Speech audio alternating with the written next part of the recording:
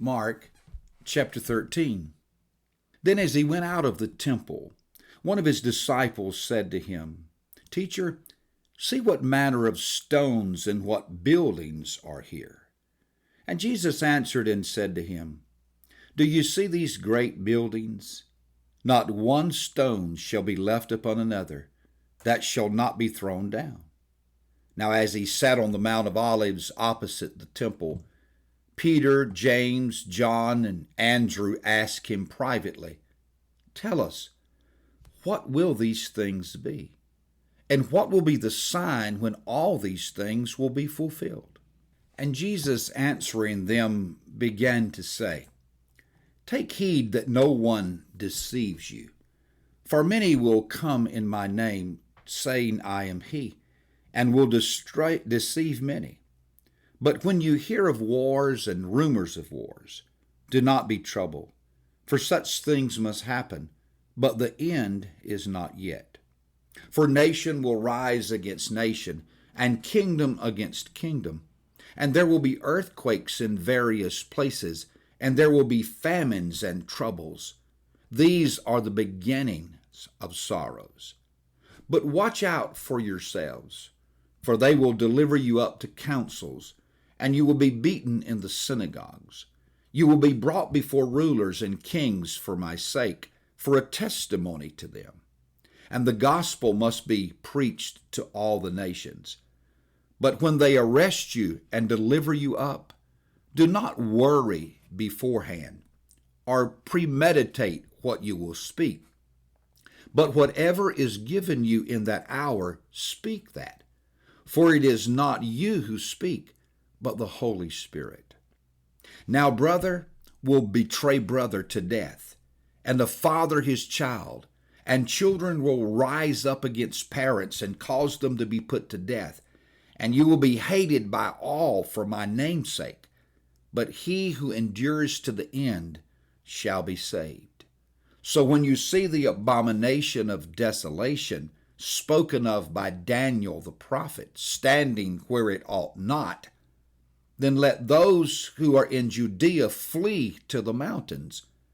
Let him who is on the hilltop not go down into the house, nor enter to take anything out of his house.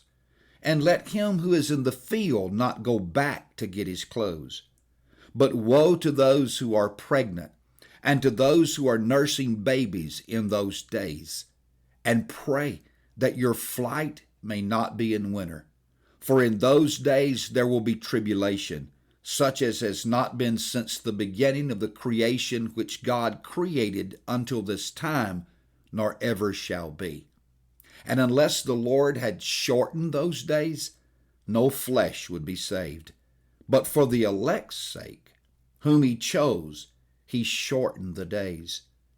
Then if anyone says to you, Look, here is the Christ, or Look, he is there, do not believe it. For false Christ and false prophets will rise and show signs and wonders to deceive, if possible, even the elect. But take heed. See, I have told you all these things beforehand. But in those days, after that tribulation, the sun will be darkened, and the moon will not give its light. The stars of heaven will fall, and the powers in the heavens will be shaken. Then they will see the Son of Man coming in the clouds with great power and glory. And then he will send his angels and gather together his elect from the four winds, from the farthest parts of the earth to the farthest part of heaven. Now learn this parable from the fig tree. When its branch has already become tender and puts forth leaves, you know that summer is near.